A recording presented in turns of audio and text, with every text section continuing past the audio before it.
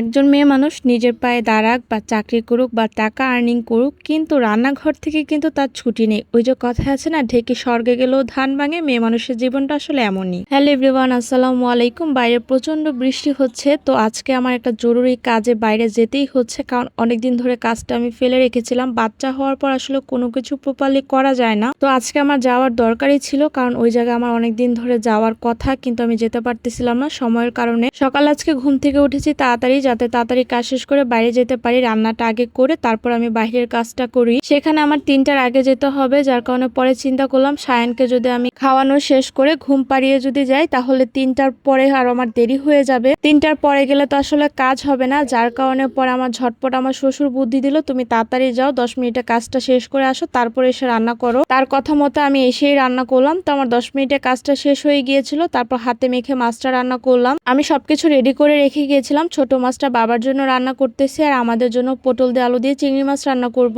আমাদের বাসায় ভাজা মাছ ছাড়া কেউই খেতে পারে না, আমি নিজেও খেতে পারি না, কিন্তু আজকে হাতে মেখে মাছ ভুনাটা অনেক মজা হয়েছিল। বাসায় এখন সরিষার তেল নেই। আগে মনে হতো সরিষার তেলে রান্না মনে হয় খেতে বেশি ভালো লাগে না, কিন্তু যেদিন থেকে সরিষার তেলে রান্না খাওয়া শুরু করেছি, সেদিন থেকে সয়াবিন তেল একদমই খেতে পারছি না। আমার কাছে মনে হচ্ছে রান্নার কালারও সুন্দর হয় না, সরিষার তেলে রান্নার কালারটাও সুন্দর হয় আর খেতেও ভালো লাগে। আজকে আবার কাজের খালা আসে নাই, তো এতদিন অনেকগুলা কাপড় জমেছিল, বৃষ্টির কারণেও ধোয়া হচ্ছিল না, তো আমি আজকে আবার কাপড়গুলোও ধুয়ে দিয়েছি। কোথাও গেলে একে তো দেরি হয়ে যায়, তার উপর আবার আসলে আবার তাড়াহুড়ো করে রান্না করতে হয়। সবকিছু রেডি করা ছিল, যার কারণে রান্না করতে বেশি একটা সময় লাগে নাই। পটল আলু দিয়ে চিংড়ি মাছ একদম মাখা মাখা করেছি, যেহেতু আমরা খাবো তাই ঝোল রাখি নাই। ওয়েদার যেহেতু ঠান্ডা, তো সায়ানকে তো সবসময় ডায়পার পরানো হচ্ছে, তো ওকে একদম প্যাকেট করে রাখা হয়েছে। ওর বাবা বলেছে ওকে জুতাও বাসায় পরিয়ে রাখতে। সোফায় বসে সন্ধ্যার সময় সায়না দাদা বসে টিভি দেখতেছিল, কারণ বাবাও বাইরে এখন আর যেতে পারছে না, বাইরে বৃষ্টি। তো এখন হচ্ছে আমি একটা সায়ানের জন্য এনেছিল ক্যারট নুডলস, ওটা সায়ান একদমই খাচ্ছিল না, তো ভাবলাম এটা আমি রান্না করে ফেলি। এটা হচ্ছে একটা চাইনিজ নুডলস, এটার মধ্যে হচ্ছে একটা গাজরের ফ্লেভার দেওয়া থাকে, খেতে কিন্তু ভালোই লাগে। মেয়ে মানুষ যতই শিক্ষিত হোক না কেন, রান্না কিন্তু তাকে করতেই হবে, চাইলেই সে রান্নাঘর থেকে ছুটি নিতে পারে না। মেয়ে মানুষের জীবনটা আসলে কত অদ্ভুত, কিন্তু এটা সত্য, এটা মানতে হবে। মেয়ে মানুষ চাইলে সবকিছুই করতে পারে, ঘরে বাইরে দুইটাই খুব সুন্দরভাবে ম্যানেজ করে সামলাতে পারে।